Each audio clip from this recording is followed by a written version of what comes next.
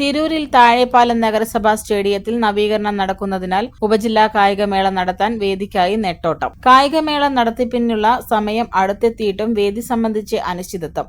സർക്കാരിനെതിരെ കായിക അധ്യാപകരുടെ ബഹിഷ്കരണവും പ്രതിഷേധവും നിലനിൽക്കുന്നതിനിടയിലാണ് തിരൂരിൽ വേദി കൂടി തലവേദനയായി മാറിയിരിക്കുന്നത്. മറ്റ് ഉപജില്ലകളുടെ മത്സരങ്ങൾക്ക് പോലും വേദിയായിരുന്ന താഴെപ്പാലം രാജീവ് ഗാന്ധി സ്മാരക സ്റ്റേഡിയത്തിലാണ് എല്ലാ വർഷവും തിരൂർ ഉപജില്ലാ കായികമേള നടക്കാറുള്ളത്. എന്നാൽ മാസങ്ങളായി സ്റ്റേഡിയം അടഞ്ഞുകിടക്കുകയാണ്. ഫുട്ബോൾ മൈതാനിയുടെ നവീകരണമാണ് ഇപ്പോൾ നടക്കുന്നത്. പ്രവൃത്തി ഇഴഞ്ഞു നീങ്ങുന്നതിനാൽ പ്രവൃത്തി പൂർത്തീകരണം നീളുകയാണ്. വൈകാതെ സിന്തറ്റിക് ട്രാക്ക് നവീകരണത്തിനും തുടക്കം കുറിക്കും. ഇതിന് കുറുക്കോളി മൊയ്തീൻ MLA ആസ്തി വികസന നിധിയിൽ നിന്ന് ഫണ്ട് അനുവദിച്ചിട്ടുമുണ്ട്. അതിനാൽ സ്റ്റേഡിയം തുറക്കാൻ ഇനിയും മാസങ്ങളെടുക്കുമെന്ന് ഉറപ്പാണ്. 400 മീറ്റർ ട്രാക്കാണ് തിരൂർ സ്റ്റേഡിയത്തിന്റെ ഏറ്റവും വലിയ സവിശേഷത.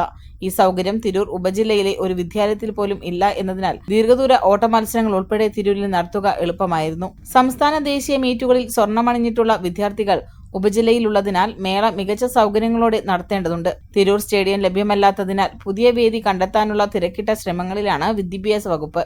ഉപജില്ലയ്ക്ക് പുറത്ത് വേദി കണ്ടെത്തേണ്ടി വരുമെന്ന സാഹചര്യമാണ് ഇപ്പോഴുള്ളത്. Basith wedding mall, Basith arcade, Poonkottukulam, Tirur. Calicut സർവകലാശാല സ്റ്റേഡിയം ഉൾപ്പെടെ അധികൃതർ പരിഗണിക്കുന്നുണ്ട്. വൈകാതെ വേദി സംബന്ധിച്ച തീരുമാനത്തിലെത്തുമെന്നാണ് വകുപ്പ് അധികൃതർ പറയുന്നത്.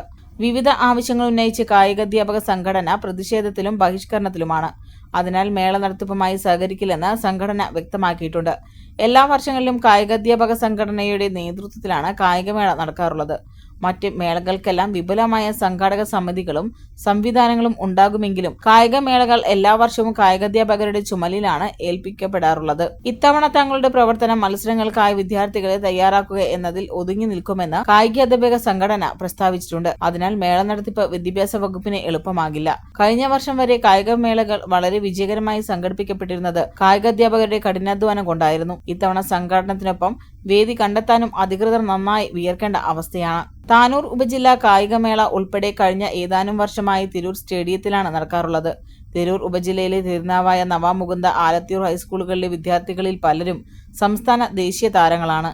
തിരൂർ സ്റ്റേഡിയം അടച്ചതോടെ ഇവരെല്ലാം പാലക്കാട് ചാത്തന്നൂരിലും കാലിക്കറ്റ് സർവകലാശാല സ്റ്റേഡിയത്തിലുമൊക്കെയാണ് ഇപ്പോൾ പരിശീലനം നടത്തുന്നത്. ഇവിടങ്ങളിൽ വിവിധ കായികമേളകൾ നടക്കുന്നതിനാൽ ഉപജില്ലാ കായികമേളയ്ക്കായി സ്റ്റേഡിയം ലഭിക്കുക എളുപ്പമാകില്ലെന്ന് കായികാധ്യാപകർ ചൂണ്ടിക്കാണിക്കുന്നുമുണ്ട്. Editor live, Tirur.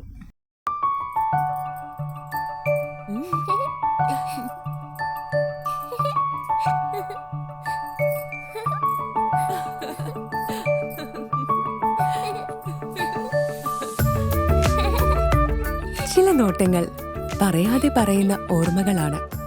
ആ ഓർമ്മകൾ എനിക്ക് സമ്മാനിച്ചതെല്ലാം വിലപ്പെട്ടതുമാണ്. ബാല്യം മുതൽ മൂല്യമുള്ള ഇഷ്ടങ്ങളെ എന്നെക്കാളും അറിയുന്ന എന്റെ കുടുംബവും വിശ്വാസത്തിന്റെ മുഖമുള്ള ബാസിത് വെഡിംഗ് മോൾ പോലെ എത്രയോ സുന്ദരമാണ്. അതെപ്പോഴും കൂടെ ഉണ്ടാവുമെന്നത് ഞങ്ങളുടെ തീരുമാനമാണ്.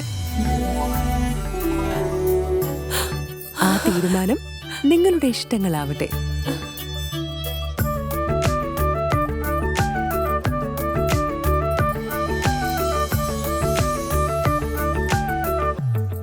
വർഷത്തെ വിശ്വസ്ത പാരമ്പര്യവുമായി എന്നും എപ്പോഴും കൂടെയുണ്ടെന്ന വിശ്വാസം. Basith wedding mall, Basith arcade, Poonkottukulam, Tirur.